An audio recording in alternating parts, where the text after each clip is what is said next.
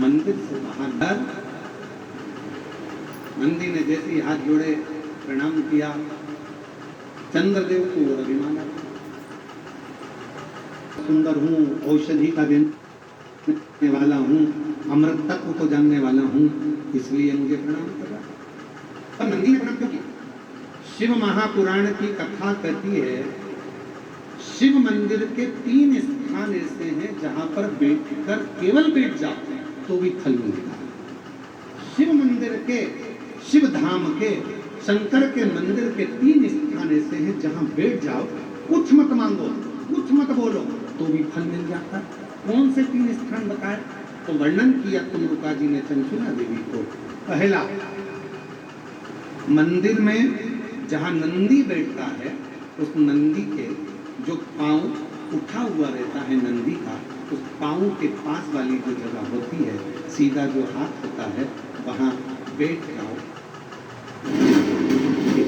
जो चरण उठाए, चरण उठा मतलब नंदी उस चरण के माध्यम से आपके कष्ट को मिटाने के लिए शिव को बिठाकर तुम्हारे दरवाजे तक लाए। पहला।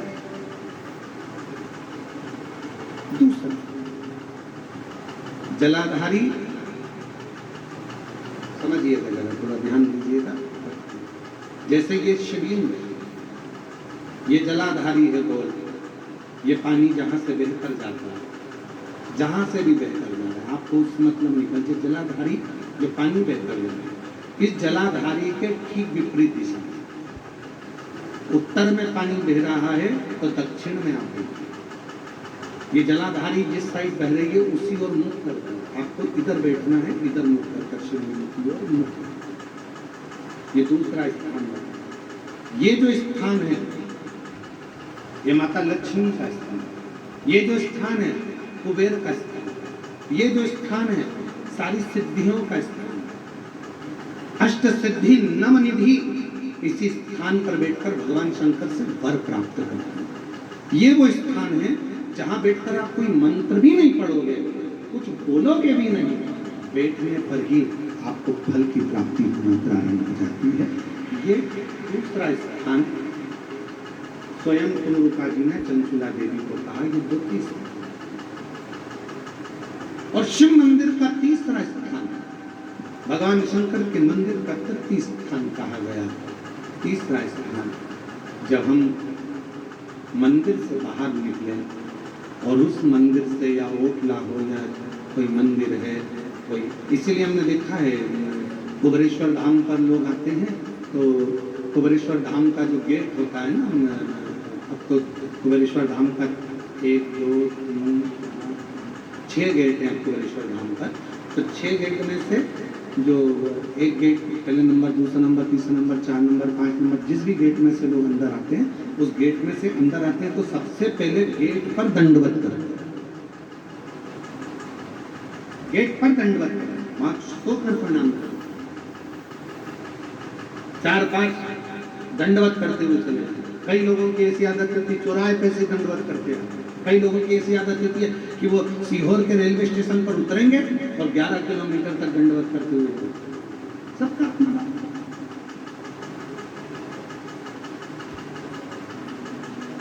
और आप लोगों को सुनकर खुशी होगी कि कुबेरेश्वर धाम के प्रांगण में, कुबेरेश्वर धाम के प्रांगण में 4 नंबर और 5 नंबर गेट से आप कुबेरेश्वर धाम के मंदिर के अंदर ही अपनी गाड़ी खड़ी कर सकते हैं निःशुल्क।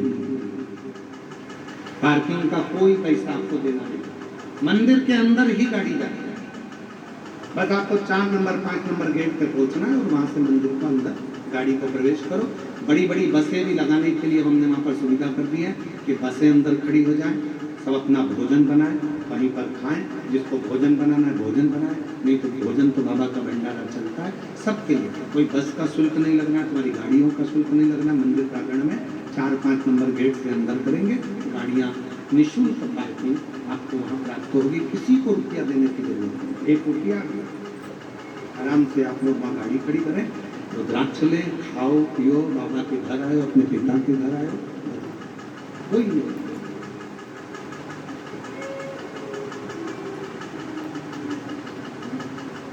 शिव तत्व तो हमने देखा है कि कि कई लोग दरवाजे से दंडवत करते हैं। तीसरा स्थान तुमरुका जी चंचुला देवी को बता रहे हैं कि तीसरा स्थान ऐसा है भगवान शंकर के मंदिर का द्वार।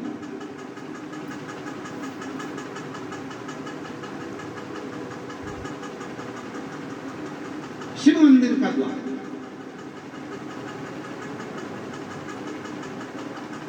और जो भगवान शंकर के मंदिर के द्वार के बाहर, द्वार से जैसे दरवाजे से थोड़ा सा बाहर निकलकर यदि आप शिव मंदिर की ओर मुख कर आप 2 क्षण के लिए भी बैठते हैं, कोई मंत्र नहीं बोलते, कोई साधना नहीं करते, कोई व्रत नहीं करते, तो भी शिव आपको उसका फल देना चाहिए।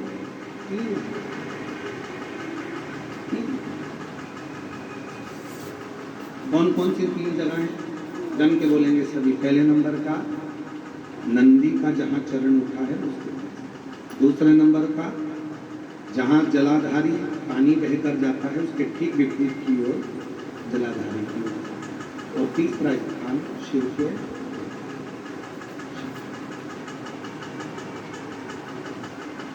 हेलो। जैसे